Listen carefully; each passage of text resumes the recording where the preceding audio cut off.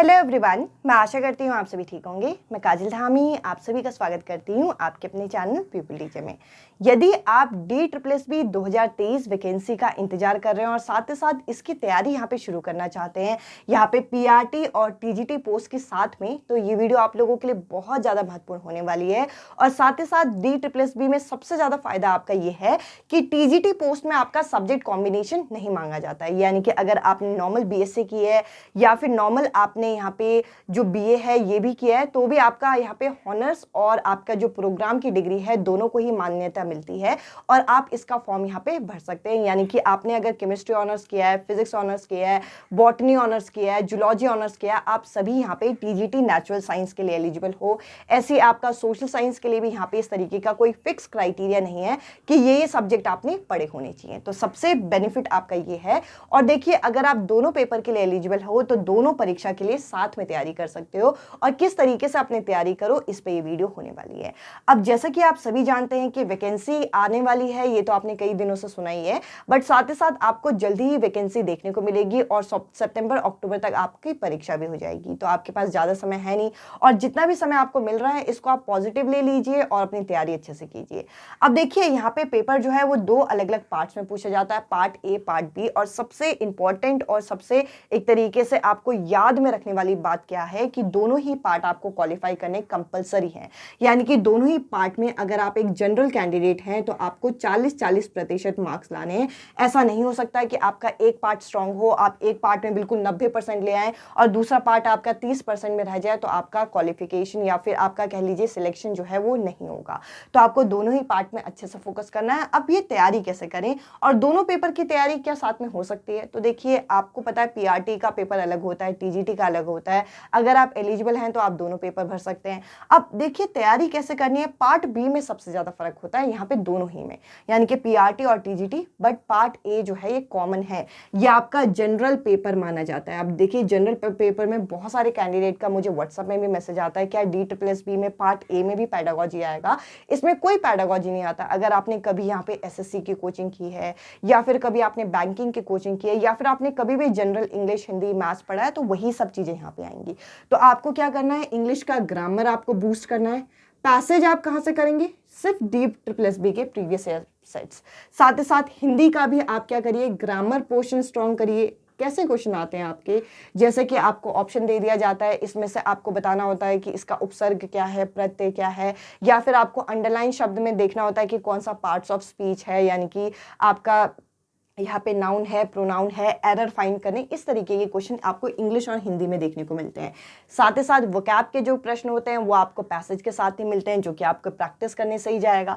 इसके साथ साथ GSG के बहुत बड़ा एरिया होता है, कैसे कवर करें, क्या कवर करें, समझ में ही नहीं आता। तो आप देखिए, प्रीवियस ईयर में किन किन टॉपिक से क्वेश्चन आए, सबसे पहले आप उनको उठा लीजिए। जैसे कि अगर आप प्रीवियस ईयर पेपर का नेचर देखेंगे तो आपको एक चीज दिखेगा कि डांस फॉर्म जो है इनसे क्वेश्चन पूछे जा रहे हैं, ये तैयार कर लीजिए।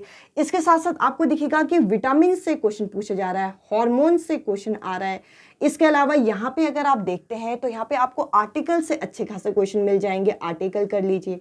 जो हमारी डायनेस्टी है उनसे क्वेश्चन आपके पूछे जाते हैं। तो देखिए, इस तरीके से आपका यहाँ पे साइंस भी, आपका यहाँ पे SST के टॉपिक्स यहाँ पे कवर हो जाएंगे, जिसमें से आपका, जैसे आपको पता है, स्टैटिक वाला पार्ट अगर मान लीजिए 10 या 12 नंबर का आएगा और GK भी ऐसे 8 या 9 नंबर का, या फिर ये फ्लक्चुएट करता है, तो आप कुछ एरिया तो स्ट्रॉन्ग कर पाएंगे, जो कि आपको इस तरीके से करना है।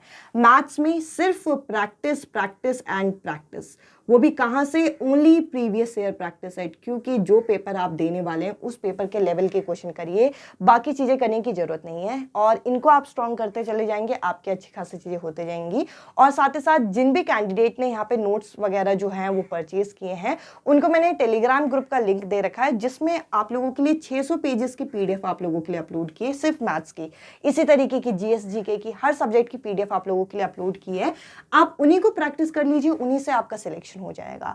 अब रीजनिंग की अगर मैं बात करूं, रीजनिंग को आपको अलग से मेहनत करने की कोई जरूरत नहीं, वही प्रीवियस ईयर की जो PDF आपकी डाली गई है उससे आप प्रैक्टिस कर सकते हैं। और रीजनिंग के कुछ पर्टिकुलर टॉपिक को आप स्ट्रॉन्ग कर लीजिए, जैसे कि जैसे आपका अल्फाबेटिकल सीरीज में आपको अल्फाबेट्स याद करने होते हैं, उनकी नंबरिंग क्या है, ये सब चीजें थोड़ा बहुत आप याद करेंगे तो रीजनिंग अपने आप ही हो जाएगी। अब देखिए, अभी मैंने बात की पार्ट ए की, जो कि आपको पीआरटी और टीजीटी दोनों के लिए तैयार करना है। अगर मैं पार्ट बी की बात करूं तो देखिए, अगर आपके पास पीआरटी है तो आपकी दिशा अलग हो जाती है, टीजीटी है तो अलग हो जाती है, दोनों पेपर है तो दोनों करने पड़ते हैं।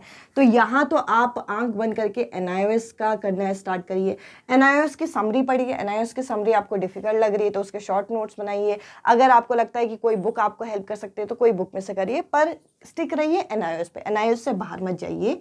और जो नोट्स आपके लिए पर्चे बनाए गए वो भी एनआईओएस बेस्ड है, एनआईओएस से बाहर कुछ नहीं है, क्योंकि हमें पता है DSSS कंप्लीटली आपका एनआईओएस से चीज़ें उठा के दे देता है, तो वही चीज़ें आपकी हैं। और अगर मैं टीजीटी की बात करूं, देखिए अगर आपने अभी अभी तैयारी शुरू की है तो आप सुनेंगे कि 12th तक के लेवल का भी आता है। तो पहले तो आपको अपना बेस स्ट्रॉन्ग करना है, और बेस स्ट्रॉन्ग करने के लिए आपको एनसीईआरटी पर स्टिक होना है। यहाँ पर जैसे आप एनआईओएस पे स्टिक होंगे, यहाँ पर आप एनसीईआरटी पे स्टिक होंगे। वो भी पहले 6 to 10 तो करिए। पहले अगर आपका 6 to 10 का पोर्शन स्ट्रांग हो जाता है तो आप 11th 12th पे जा सकते हैं, जो आपका मेन सब्जेक्ट रहा हो। जैसे कि अगर मान लीजिए कोई ऐसा कैंडिडेट है जिन्होंने बीएससी केमिस्ट्री से की है तो 11th 12th की केमिस्ट्री पढ़ लीजिए। अगर आपने फिजिक्स से की है तो फिजिक्स पढ़ लीजिए। अगर आप पॉलिटिकल साइंस के स्टूडेंट हैं तो आप टीजीटी सोशल साइंस और पॉलिटिकल साइंस पढ़ लीजिए। एक एक सब्जेक्ट हम बाद में पिक करेंगे, पर वैकेंसी आने तक 6 to 10 की एनसीईआरटी करिए, प्लस 11th 12th के सिलेक्टेड चैप्टर आपको करने हैं। जैसे कि आपको पता है कि यहाँ पे क्लास 9th में आपका एक चैप्टर है मोशन चैप्टर, और यही आपका क्या है 11th में भी आपको यहाँ पे मिल जाएगा मोशन चैप्टर। आप इस तरीके से करिए। क्लास 9th में एक चैप्टर मिल जाएगा ग्रेविटेशन चैप्टर। अब ग्रेविटेशन क्लास 9th में अगर वो कुछ एरिया, जैसे कि आपको ये पूछा जाता है कि हम अगर हाइट पे जाते हैं तो स्मॉल जी पे क्या फ़र्क पड़ता है, अगर वो क्वेश्चन ये दे दें तो आप ऐसे थोड़ी बोल सकते हो कि आउट ऑफ सिलेबस है। क्यों? क्योंकि वो तो कह देंगे हमने ग्रेविटेशन चैप्टर से दिया जो कि 9th क्लास का है, पर यही चैप्टर आपको क्लास 11th में भी मिल जाएगा, तो ग्रेविटेशन चैप्टर पढ़ना पड़ेगा। तो इस तरीके से आपको 11th 12th के सिलेक्टेड चैप्टर करने जो कि आपका 9th 10th से मैच करते हो, ताकि आप अच्छी तरीके से उनको कवर अप कर पाएँ। आई होप ये वीडियो देखने के बाद आपको समझ में आया होगा कि आपको प्रिपरेशन किस तरीके से करनी है। जब तक वैकेंसी आ रही है पार्ट ए अच्छे तरीके से स्ट्रॉन्ग कर लीजिए, आपका सिलेक्शन हो जाएगा। क्योंकि जब आपकी वैकेंसी आएंगी आपके पास 2 से 3 महीने होंगे, तब आप क्या करोगे, प्रैक्टिस सेट लगाओगे जो कि आपको इन पार्ट को और स्ट्रॉन्ग करने में मदद करेगा। इस पार्ट में ध्यान लगाओगे। अब देखिए, वैकेंसी आने का इंतजार करोगे और उसके बाद सोचोगे मैं ये पार्ट भी करूंगा, ये पार्ट भी करूंगा, ये भी कर लूंगी, वो भी कर लूंगी, कुछ नहीं हो पाएगा। केवी की तरह आप लोगों को दिक्कत हो जाएगी। तो यहाँ पर आपको बहुत अच्छी तरीके से मेहनत करनी है और जॉब को इसी साल अपने सिक्योर करना है, क्योंकि देखिए टाइम बढ़ता रहेगा। आप अगले साल सोचते रहोगे तो पेपर का लेवल भी टफ होता रहेगा। ये आपको भी बहुत अच्छे से पता है। जो पेपर अभी 2015-16 में 15-16 में आते थे, वो पेपर फिर भी ईजी थे। अब जैसे जैसे टाइम बढ़ता जा रहा है, पेपर की डिफिकल्टी लेवल भी चेंज होते जा रही है, कॉम्पिटिशन बढ़ रहा है, नंबर ऑफ कैंडिडेट बढ़ रहे हैं, नंबर ऑफ पोस्ट कम हो रहे हैं। तो इस तरीके से आपको ध्यान देना है और अच्छी तरीके से अपनी तैयारी करनी है। आई होप इस वीडियो से आप मोटिवेट हुए हो। इस वीडियो में इतना ही। अब मैं आपसे मिलती हूँ अगली वीडियो में अगले टॉपिक के साथ। Bye bye, take care.